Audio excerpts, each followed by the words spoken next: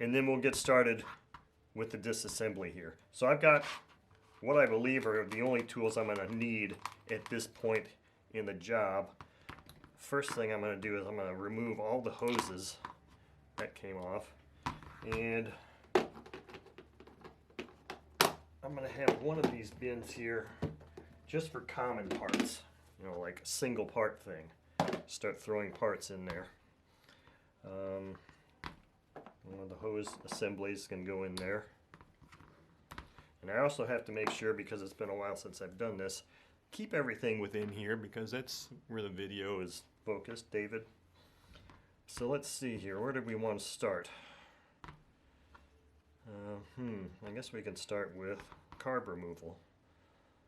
Or I can remove the screws off of this, but then I really can't get it off, the engine mount off, without having the carbs off anyway. So let's go ahead and pull these carbs yet again. So this will be the third time I've done this on this engine.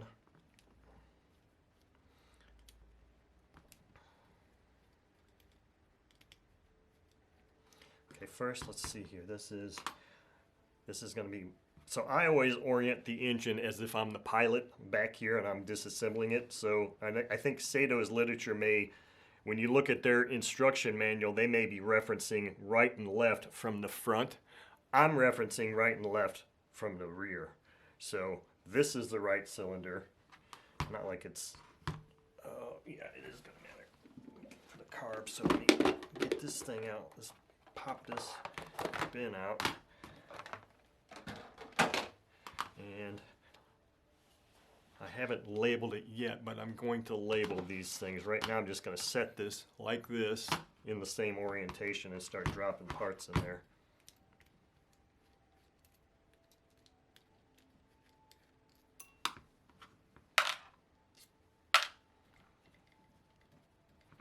So that's free.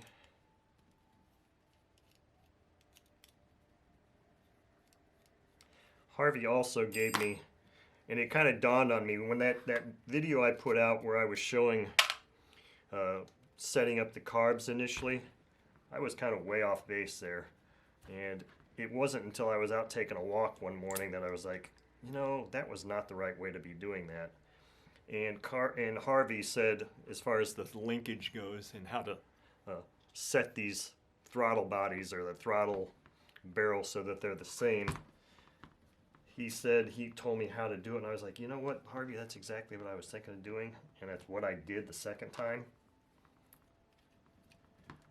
So he was instrumental in helping me with that too. Now this intake manifold should just pull right out. Might have to get a rubber band or something to help pull that out, but for now, I'll just throw that piece. That's the baffle that separates the two carbs. And I'm going to just throw that carb in there. Just throw the carb. I'm going to leave the linkage on here. And now that's off. It seems to me in the past I had an issue with trying to get these intake manifolds off also.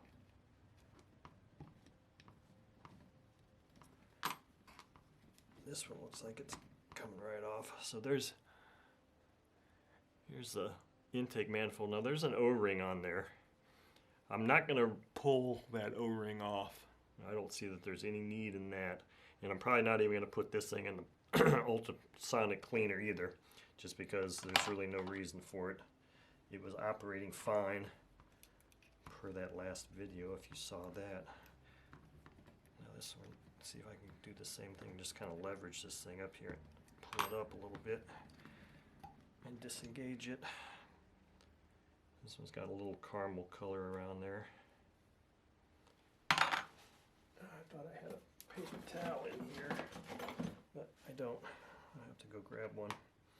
Alright, so we got the carbs off the intake manifold. Now see, this portion here is the carb mount. And this whole thing can come off. Actually, it's this part here, this center part here, the beveled part, that's the carb mount. So that, when I pulled them off the last time, I pulled that thing off and kind of tried to keep the carbs together when I was essentially what you would consider, I guess, synchronizing the carbs, which that's really a misnomer, because if you were to synchronize carbs on an automobile or motorcycle, you're actually synchronizing the amount of airflow and suction in the carbs, not necessarily the openings of the throttle bodies or the throttle barrels. At least that's my interpretation, because I've synced carbs on my motorcycle before, and I use a tube that had fluid in it so I could check the suction on each carb. This is just a mechanical thing, so I'm going to just throw this carb mount here because that's just a single piece. Then we got our back plate, but before we do that, let's take these engine mounts off here. Let's see here. For me, visual reference, so I know which orientation it is. I wasn't necessarily going to keep these right and left because the bin isn't really big enough for that.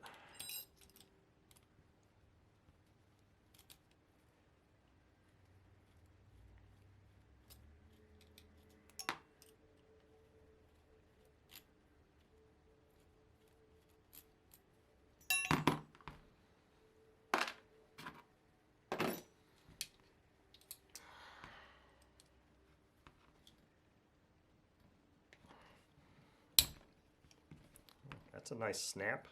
That's the sound from the factory sound of a torqued fastener.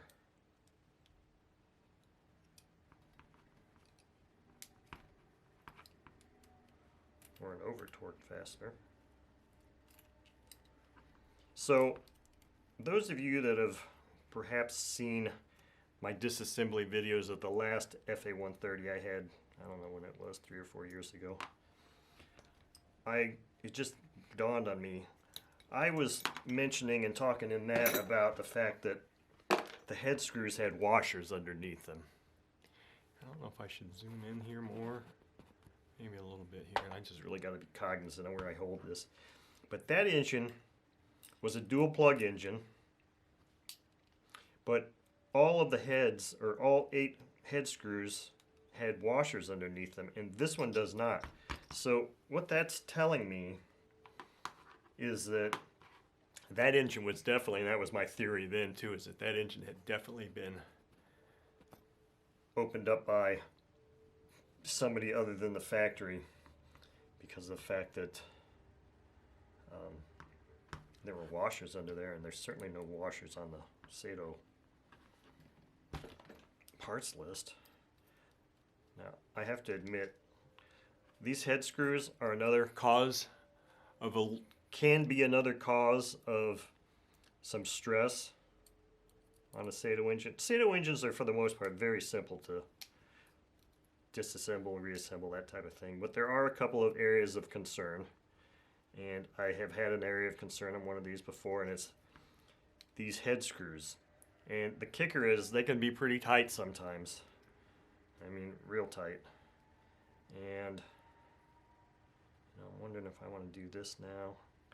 Forgive me, it's been a while since I've disassembled an engine, so I'm not sure if I'm doing this in the best order of operations. But anyway, these can be tight. And now I did have a set of these L-shaped hex keys that I had cut down so that you could get in here a little bit better. This one didn't have a big issue, but there are some Saito engines where you really need to have it cut down so you can get in there. But the key thing here is completely full engagement. Never, ever try to break loose a fastener with the ball end. Always get as much leverage as you can. And always, always make sure that you have that seated as deep into the head as it can be. Because the last thing you want to do is round out one of these heads, and I believe I did that one time on an engine years ago, and it sucked because these are in a location where it makes it incredibly difficult to try to cut a slot. You know, since this is an intake manifold, I'm just going to throw the intake manifolds in there with the carb. For me, it's really just a matter of keeping some of these the sides, left and right side things separate. It's not a matter of knowing where the parts go, because I pretty much know where all of these pieces go. You could hand me one of these pieces, I could tell you where it went. I've done so many Saito engines before. Okay, so that head is off. It's ready to, but see, that's the thing. That's why I probably shouldn't have done it in this particular order. So what I'm going to do is I'm going to put one of these screws back in. I need to take the rear cover off first. Like I said, it's been a long while since I've done a twin cylinder Saito. So knowing the order of doing things, I was wondering, should I take the rocker arms off first, the covers? I could do that, but it's really about this rear cover now and being able to get the crankcase off, or the crank connecting rods off. But I'm going to go ahead and remove these screws. That one was the one under the intake manifold that I could not reach when the intake manifold was on. That's why it snapped like that, and that's the one I'm going to leave on there. But just to keep things going in the same degree, I'm going to, I could probably use my other driver.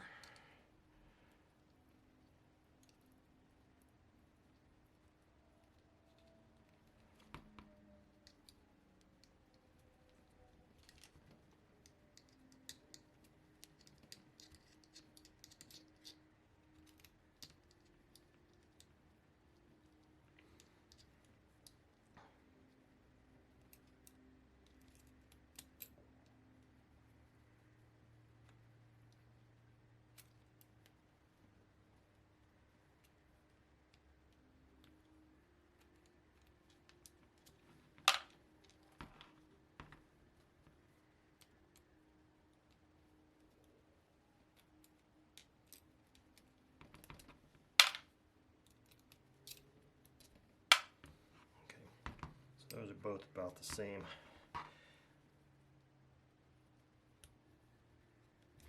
This is where it's going to get really interesting to see what the condition of the engine is. And since I have a whole new set of gaskets, I'm not concerned about, the gasket tearing on this. I'm not saying it's necessarily going to. These older Saito gaskets were very, very robust and could handle being disassembled a couple of times. There were many times with the older Saitos that I never even replaced the gaskets just because the original ones were still really good, in good shape. Now,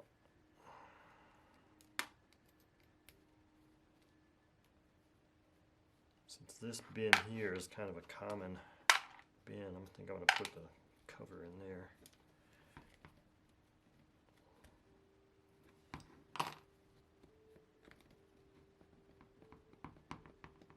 That was a very good thing that this was very easy to pop off too, because it could have very easily been stuck on there pretty well. Okay, so we ready? Ready to see this?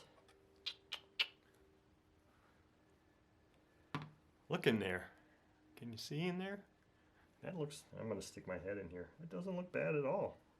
It's really, really nice actually. The bearing is, it's discolored the outer race that I can see. See, here's that gasket. I'm not going to pull it off because then I might lose it. But see, in theory, I don't need to replace this gasket now because it's on here. Let's see here. This might be a part that's so clean that I only clean it with a toothbrush. Although this is kind of bad. I don't know. We'll have to see. I've got to. Oh wait, maybe. Oh, check this out. Sweet. I'm pulling this off. Okay, cool. Alright, there we go. Look at that. Now I can throw this in the ultrasonic, not worry about it. And this gasket looks good, so put that gasket in there, put this in here. Let's see, what's next here? What would be next would be removing the head. I'm going to have to go pause here and maybe make this part one, the end of part one, and go get some paper towels.